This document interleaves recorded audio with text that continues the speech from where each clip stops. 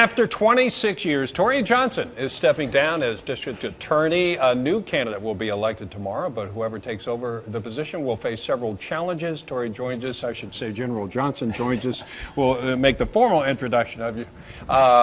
He's here to bring more of a push for an awareness of how to deal with domestic violence. And I know that's always a challenge for you.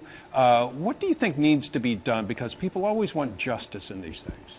Well, it's a very complicated issue, but the city is focused at it on all aspects. You know, what can the police do better? What can the DA do better? What can the judges do better? And I think this is really a great effort to try to look at how things can be done better. And I think that's what it's all about. What do you think of the idea of cross-training some assistant DAs so that they kind of specialize in domestic violence? Is that a good idea? Yeah, when we've had the resources, we've had people that want to do domestic violence. It's a difficult job. It's one of the ones that's probably got a high frustration level if you're a prosecutor.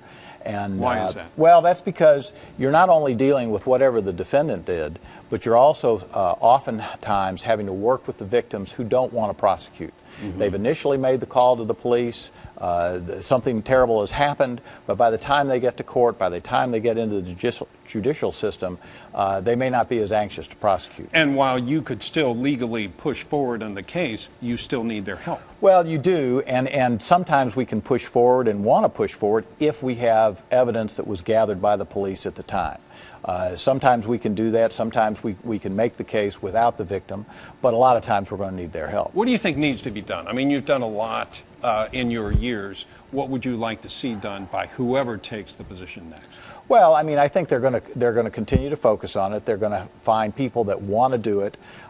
We've got, I think, sufficient resources right now through the city to probably have adequate personnel. You're never going to have you always need more, right? Yeah, exactly, and that's always going to be a challenge. And understand that domestic violence is just one piece of what the office does. Do you think sentences are high enough for domestic violence? I think they've got from a sentencing standpoint, I think they've pretty much got the tools to do that. Then what's the biggest challenge? The biggest challenge is really moving the case through the system in a timely way, which means getting it to court quickly, and that's a lot of that has to do with the judges. Yeah, so you'd like to see it done quicker. I think that's definitely the case. All right. Of course, tomorrow, everybody goes to the polls to select who's going to be your replacement after 26 years.